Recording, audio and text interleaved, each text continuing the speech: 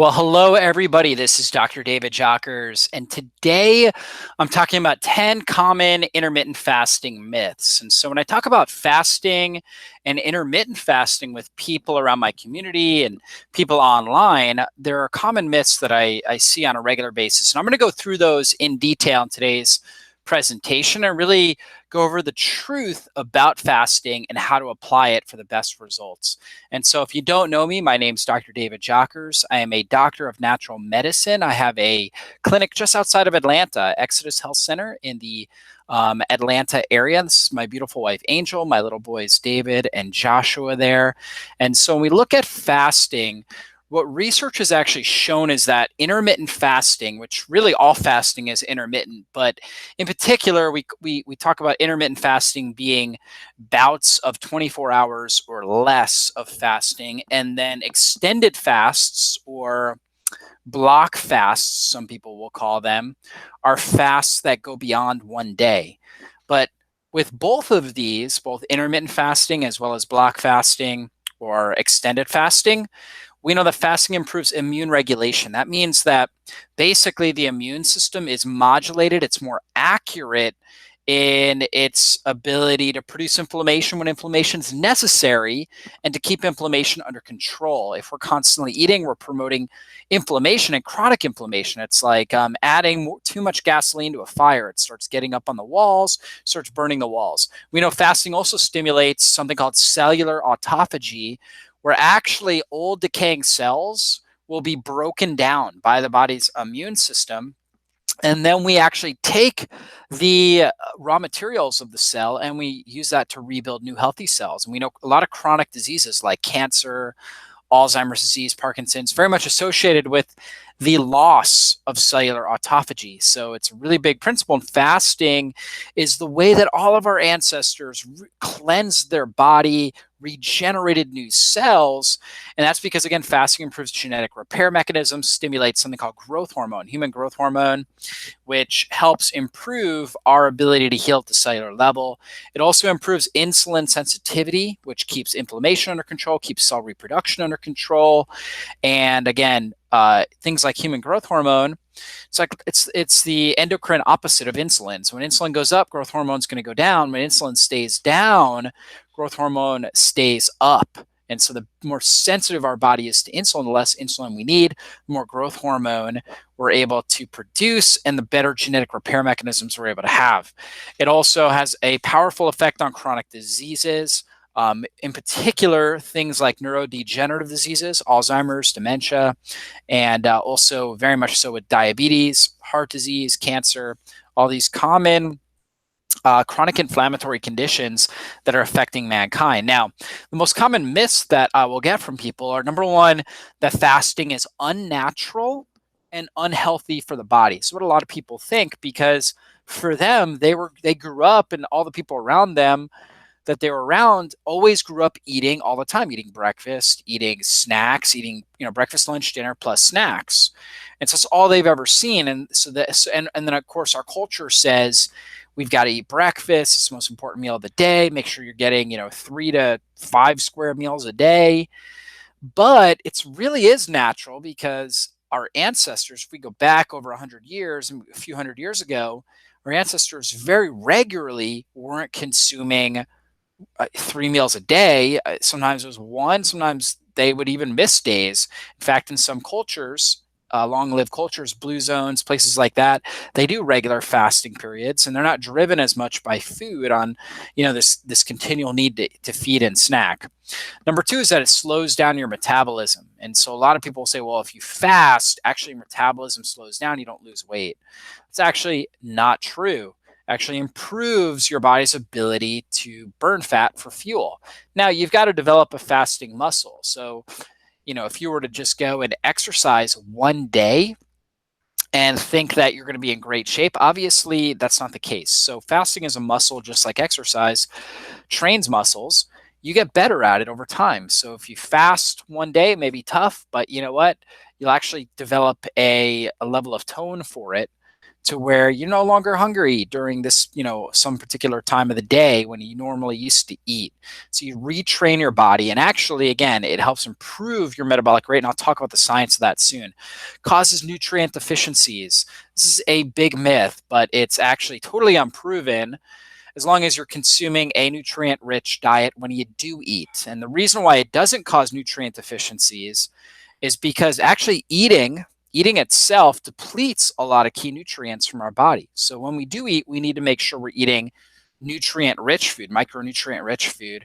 But eating in general is going to create, basically we have to create cellular energy in order to process and digest the food, and we're going to drain a lot of key micronutrients. So fasting actually takes a lot of stress off of our micronutrient load. And when our body starts breaking down old cells through that process of autophagy, we actually recycle a lot of these key nutrients. And so you can go a very long time without food and not develop nutrient deficiencies. It causes muscle loss. This is also not true. We know that when you fast and insulin goes down, then this branched chain amino acid called leucine goes up, and leucine helps stimulate protein synthesis or helps preserve lean body mass. And so I fast on a regular basis, and actually helps me maintain my muscle mass. When we're insulin insensitive, for many individuals, their body will become catabolic and they'll break down their muscle mass. So actually fasting can be, it's not the only, but it's a strategy that can be used by, people like me and other athletes and other individuals that are into this to maintain muscle mass. Now, this next one leads to eating disorders. In general, intermittent fasting is not going to cause an eating disorder. Now, if somebody has an issue with that to begin with, obviously, they need to make sure they're getting counseling with it. They should make sure they're through that stage of life before they really engage in this, or they're probably not going to do it right. But does it lead to it? Of course not. Not good for people with diabetes. This is a common one. Now, with type 1 diabetes, the individual does need to be very careful to be checking their blood sugar. However, if they are following a high-fat, more ketogenic style diet, they'll notice that their body has two fuel systems, metabolically flexible. So it's able to generate a lot of energy from fats or ketones, and it's not as reliant on a regular dose of blood sugar and insulin. So fasting, as long as it's managed well, can be good for type 2 for sure, diabetics, and then type 1, as long as, again, they're checking their blood sugar just like they normally would, but a little bit more, checking a little bit more while they begin to fast until they are able to figure out their kind of fasting tolerance and where they feel best with. But it's not necessarily bad for somebody with diabetes. I put pretty much all my diabetes patients on intermittent fasting protocols. It encourages overeating. And so this is another common one. Well, if you fast, you're just going to eat so much food when you're done. So actually is not true either. And the reason why is that, again, as your body fasts, you get more keto adapted. And as you get these ketones, okay, your body is going to have better sensitivity to your satiety hormones, things like leptin, that tell your brain, hey, I'm no longer hungry, I no longer need to eat. And so you're not going to overeat. In fact, again, your body gets more efficient with the nutrients it has. And, obviously I would recommend when you eating, consuming digestive enzymes, maybe some stomach acid support if you need it. But in general, fasting is not going to cause you to massively binge and, just be worn out after that. That would typically be because you are emotionally stressed, not sleeping well, poor lifestyle habits, different things like that can all lead to that, where your neurotransmitters go way down, you get leptin resistant, and you have chronic inflammation, and then that's causing you to have this desire to overeat and binge. Now, you shouldn't exercise while fasting. It's common as well. Now, I say for extended fasts, more than a day, okay, or a day and a half maybe. So for many people, I've done it where I fasted for 40 hours and I've worked out and felt great. However, if I was fasting for 2+ days, I would not exercise at a high intensity. I wouldn't do strength training. I wouldn't do sprints, but I could walk. I can move my body just at a low intensity, actually make me feel better. Now, you can definitely exercise when you're intermittent fasting, 12 hours, 16 hours, 20, 24-hour fasts, even like I said, 40-hour fasts. And I'll talk about that as we go on in this presentation, how to do it the right way. You'll feel starved and irritable. In the beginning phase, you definitely can. And so there are a couple things to make sure you're doing when you're fasting to reduce that. One would be making sure you're really hydrating your body well. You want to make sure that you're intentionally hydrating your body. You may even add a little bit of minerals. So lots of water, maybe a little bit of salts with that will definitely reduce the hunger, the cravings. Typically, when people are having a lot of hunger and cravings, they're very dehydrated. So be sure to address that. Make sure you're moving your bowels. The water is going to really help with that, helping flush your bowels. That makes a huge difference when it comes to your hunger and cravings throughout the day as you fast. So that's key. And then as you develop this fasting muscle, you'll notice it's easier and easier and easier over time. So just remember, it's again, like if you were to judge all exercise off one experience or your first week of training, it would not be a good measurement. You would say, well, when I exercise, I get super sore. I feel terrible. I feel run down. I feel tired, exhausted. I'm, sore. I'm in pain. Exercise isn't good. Obviously, we know that's not the case. We know exercise actually is really good, but your body's got to adapt. So it's the same thing with fasting. You got to adapt to fasting. Some people adapt quick, some people adapt slower.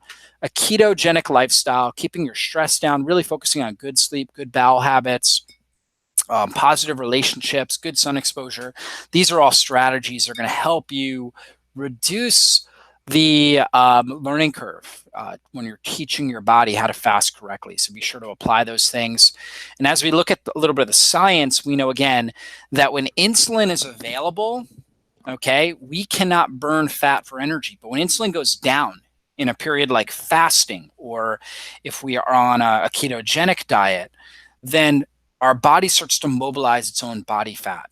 So when it's finished breaking down the fat that we took in from our food, as well as some of the muscle and liver glycogen, then we're going to start to mobilize our own body fat. And even when you're lean, like I am, I'm very lean, 7% body fat, I still have plenty of body fat available to produce the energy that I need. Again, I've done 40-hour fasts, gone out and had a great strength training workout and felt actually amazingly good and very efficient and strong. And then just came back and consumed food after that, ate after that.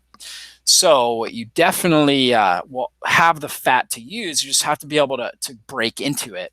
And so there's a big difference between people who are metabolically flexible, where, again, during fasting periods, their body is really, really good at utilizing fat for energy, as opposed to metabolically inflexible individuals who are very, very poor at breaking down fat for energy. And their body starts to produce this thing called gluconeogenesis, where they start to break down muscle tissue. They have a lot of trouble getting their blood sugar stable. So they end up with hypoglycemic type reactions, feeling really irritable, maybe shaky, having shakiness, heart palpitations, things like that.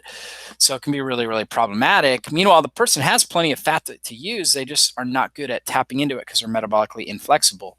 When we consume food, the metabolically flexible stop burning our own body fat, and they start breaking down the sugar and things that are stimulating insulin and utilizing that for energy, as well as obviously fat that we take in from our diet. Whereas individuals that are metabolically inflexible have trouble clearing the blood sugar. So they get sugar, they get carbohydrate, glucose goes up in their system, but they're really poor at getting glucose into the cells to be used for energy. And so it ends up causing more energy, more chronic inflammation, more of this glycation process that causes oxidative stress to all the tissues of the body. So very, very poor, and that's not where we want to be. So fasting and a ketogenic lifestyle, as well as healthy lifestyle activities, really important for helping improve our overall metabolic flexibility. That's really what it's all about. Now, when you're trying to exercise fasted, this is important. Fasting exercise, really, really good for burning body fat. If you want to get leaner, you want fasted exercise, but also it's good for actually helping improve muscle development, lean body tissue development.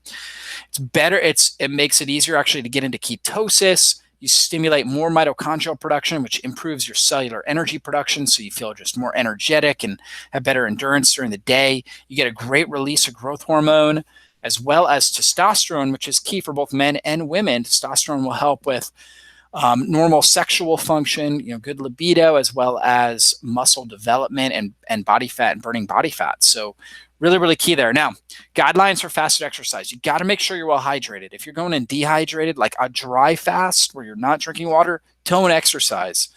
That's crazy. You want to make sure you're really well hydrated. You may even use some minerals to make sure you've got the electrolytes you need. Only do short, high-intensity workouts. I don't recommend more than 30 minutes, but go high intensity for that period of time. That's going to work better for you, and you're going to get better results with that. Consume high-quality protein or branched-chain amino acids directly after your workout. You could also do branched-chain amino acids pre-workout, and that's a great little hack to help really stimulate muscle development, improve your strength, is using branched-chain amino acids. And we've got one on our website called Amino Strong.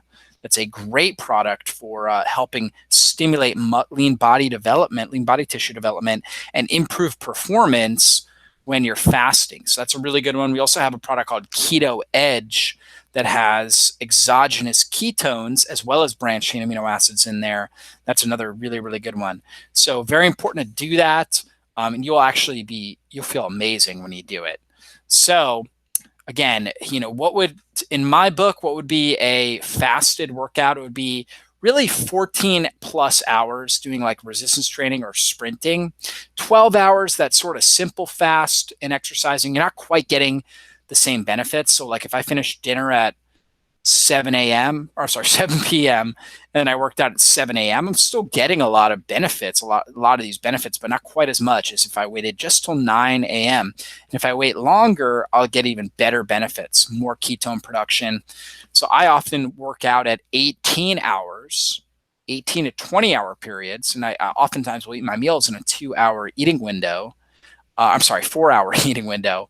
If I do 2 meals, it's a 4-hour eating window, typically like 2 to 6, for example. I'll have my first meal at 2. I might work out at 1 and then finish my last meal, have it at like 5:30 and finish by 6 p.m. So that would be an example where I am doing, let's see, that's a 19-hour fast. I work out at 1 and I might take branched chain amino acids before that. This is what I did today, actually. And then I go ahead and I get home and then I have my keto protein shake at 2:30, somewhere in that region. And then I finish dinner by 6:30. So 4-hour eating window, 19-hour, I'm working out 19 hours fasted. So other than just taking the branched chain amino acids. So that can be a really powerful way to stimulate mitochondrial biogenesis, really develop lean body tissue. I know I feel stronger with this, energetic, great endurance. So a lot of good benefits to it. And then we know that fasting really helps improve digestion because it takes stress off the gut. So actually are better able to absorb micronutrients and heal leaky gut. And so we have better microbiome because of this. It helps to kind of prune away bad bacteria and helps heal and seal the gut. So real powerful strategy, fasting. And ultimately fasting, my book, is one of the best strategies you can do to help your body live longer, to keep inflammation under control, promote human growth hormone, which again is a genetic, it will signal the genome to repair, build lean body tissue, build bone tissue. Really, really important for those things, help support the immune system. Of course, keeping inflammation under control is going to reduce your cardiovascular risk, your diabetes risk. You're going to have a much better physique. So, a lot of great benefits to fasting. Definitely something I would recommend. Now, intermittent fasting states, technically fasting starts after about, the fed period is 3 to 5 hours after your meal. The post-absorptive state lasts about 8 to 12 hours after your last meal. I tell people 12, so we can do that full simple fast. Make sure you get that full simple fast from, 6 p.m. to 6 a.m. the next day. You always want to make sure you're doing that. And if you can push it back 14 hours, maybe 16 hours, really, really good results there. So again, simple fast, great place to start. It's 12 hours between dinner and breakfast. You wake up at night, you drink water, you drink herbal teas. Herbal teas are great. No calories in them, not going to break your fast. When you wake up in the morning, you're drinking a lot of water. So you start to hydrate your body. You can see the benefits, helps your body to sleep and heal better overnight because it's got less stress on the gut, less inflammation. We're not triggering pathways like insulin and different things like that. It allows the liver to cleanse the bloodstream, reduces food cravings, and helps the body to burn fat. The strong fast is where we go basically 16 hours. So 16 hours. So we're eating between, let's say, 12 and 6 p.m., which actually this is an 18-hour fast. I'm sorry, but it could be 16. So it would be 12 to 8 p.m. then.